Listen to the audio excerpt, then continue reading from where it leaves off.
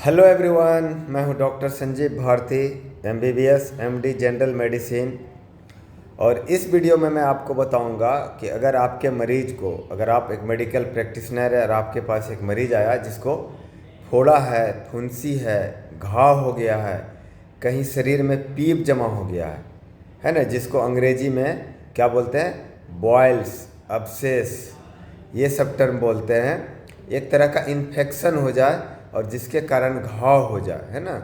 ये चेहरा में भी हो सकता है, हाथ में हो सकता है, पेट में हो सकता है ना, पीठ पे हो सकता है, पेरिएनल एरिया में हो सकता है, जांघ में हो सकता है, कहीं भी हो जाए तो आप उसका इलाज कैसे करेंगे, क्या होना चाहिए अप्रोच कि कम पैसे में आप उसका इलाज कर सकें।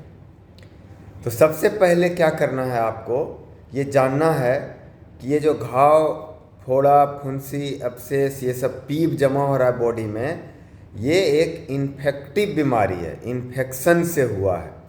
और जनरली होता है वहाँ पे जहाँ पे हेयर होता है, हेयर का जो फॉलिकल होता है ना, बाल का जो जड़ होता है, इसको बॉयल्स भी इसीलिए बोला जाता है।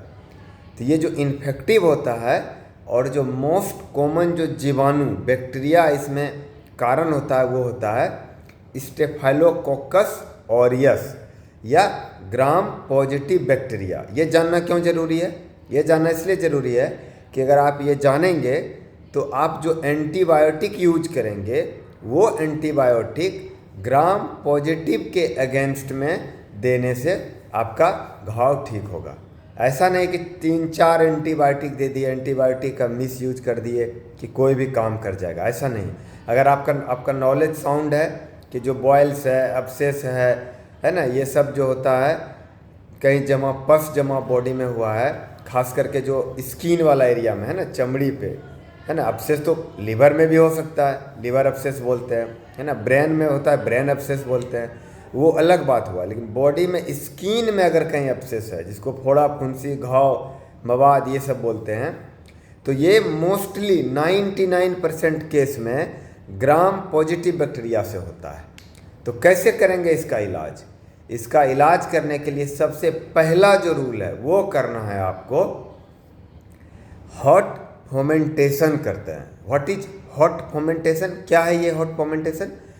गर्म पानी ले लीजिए, उसमें नमक डाल दीजिए और एक साफ कपड़ा से, चाहे कोई रुमाल हो, है ना, या टॉवेल हो, या कोई गमछा हो, है ना, कॉटन का हो, सूती का हो तो और बेहतर, उससे आप क्या करेंगे, पानी में भिगाइए, गर्म पानी में। उसके बाद पानी को निचोड़ के और जहाँ पे, जिस एरिया में घाव है वहाँ पे उसके ऊपर सेंक दीजिए चारों तरफ। सपोज करिए यहाँ पे घाव है तो ऐसे ऐसे बस जस्ट चारों तरफ उसको करेंगे। उसको आपको फोड़ना, बहाना नहीं है, वो खुद ही जो है 2-3 बार सेकेंगे, 4 बार और एंटीबायोटिक खाएंगे तो बह जाएगा।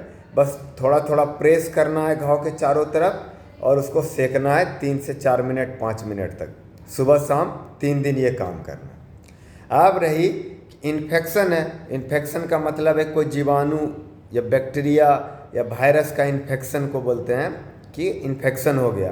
तो अब यहाँ पे तो जीवाणु से हो रहा है, बैक्टीरिया से हो रहा है, तो कौन सा एंटीबायोटिक सबसे बेस्ट है? सबसे जो बेस्ट एंटीबायोटिक इसमें काम करता है वो है एमोक्सिसिलिन और क्लेवुलेनिक एसिड का कंपोजिशन। ये जो है बाज़ार में जो सबसे बेस्ट होता है वो है Augmentin, AUGMENTIN, Augmentin, DUO, Duo, और 625। इसको दिन में 3 बार, सुबह, दोपहर, रात लेना है और कम से कम 5 दिन। और अगर 5 दिन में नहीं होता है, घाव थोड़ा बड़ा हो, ज़्यादा दिन से हो, तो कभी कभी हम लोग को 7 दिन भी देना पड़ता है, कभी कभी 10 दिन भी, लेकिन कम से कम 5 दिन यानी 15 टैबलेट तो खाना ही खाना है।